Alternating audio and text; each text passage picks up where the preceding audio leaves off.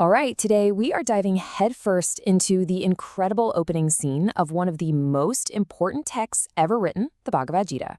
We're going to explore the massive crisis that kicks this whole thing off. So everything begins with this one question, right here. It's spoken by a blind king named Dhritarashtra, and he's full of anxiety. He's asking his royal advisor, a man named Sanjaya, for a live report from a battlefield, a place called Kurukshetra. Why? Because his family is literally about to go to war with itself. And look, this isn't just any old war. This is a civil war, a family feud that's about to tear a kingdom apart. You've got the Kauravas, the 100 sons of our blind king, Dhritarashtra, on one side, and on the other, their own cousins, the 5 Pandava brothers. Now, the backstory here is just epic. The Pandavas had been in exile for 13 long years. They finally come back and, pretty reasonably, ask for their kingdom back. But the head of the Kauravas, Prince Duryodhana, he just completely refuses. He says he won't give them enough land to even fit on the tip of a needle. I mean, with that kind of arrogance, this catastrophic war was pretty much inevitable. So you might be asking yourself, wait, if the king is blind, how is he supposed to get a play-by-play of the battle? Well, the great sage Vyasa actually offered to give the king his sight back. But Dhritarashtra refused. He couldn't bear to actually watch the slaughter of his own family. So instead, Vyasa gave this incredible gift of divine vision to the king's minister Sanjaya. And this is the setup for the whole story. You see, we, the readers, are not actually on the battlefield. We're getting the whole thing narrated to us through Sanjaya's divine sight. He can see everything, hear everything. He even knows what the warriors are thinking. It's like the ultimate live report being fed back to this anxious king sitting miles away in his palace. Okay, now let's jump right into the action on the battlefield. Before a single arrow is fired, you get this incredible show of force. All the heroes from both sides start sounding their battle conch. It's a real moment. First up, the Kaurava side just explodes with sound. To get his commander, Duryodhana, all fired up, the great elder of the family, Bhishma, lets out this huge lion's roar and blows his conch. And instantly, the entire Kaurava army just erupts in this massive, chaotic blare of conchs and drums and horns. It is a wall of sound. But then, the Pandava response is completely different. It's so much more powerful. Standing in their incredible chariots, drawn by pure white horses, their greatest heroes answer one by one. Each warrior blows their own unique, named, divine conch. You have Lord Krishna blowing Panchajanya, Arjuna sounding Devadatta, and the powerhouse Bhima blowing his mighty conch, Pandra.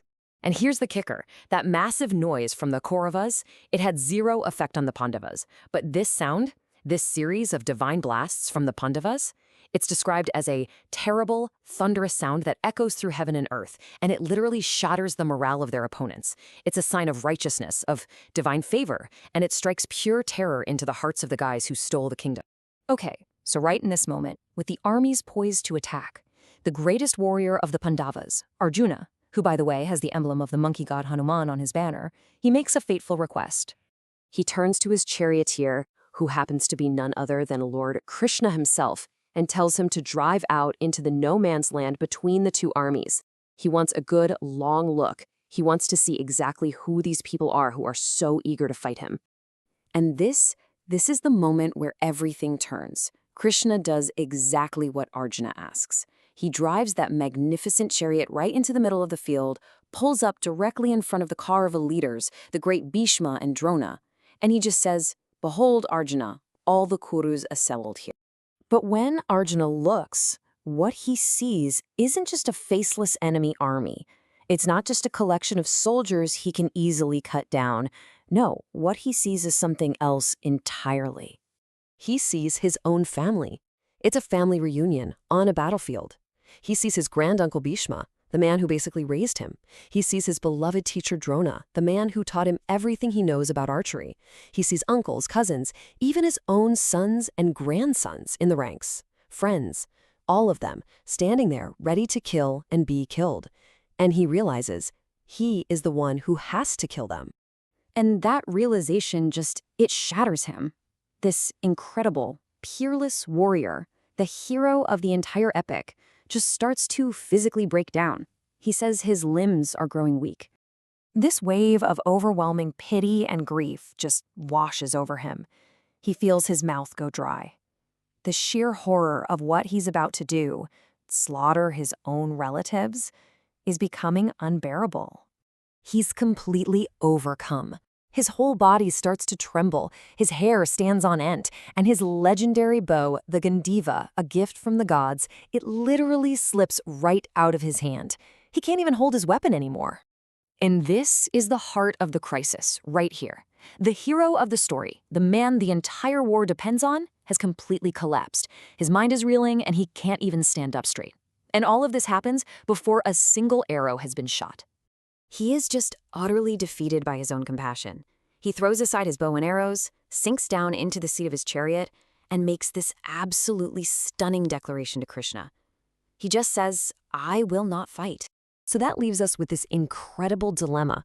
Your duty as a warrior demands that you fight, but your heart, your compassion, tells you that killing your family is the greatest sin imaginable.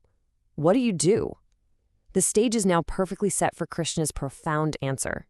And it's from this moment of absolute rock-bottom despair that the divine song of the Bhagavad Gita is about to begin.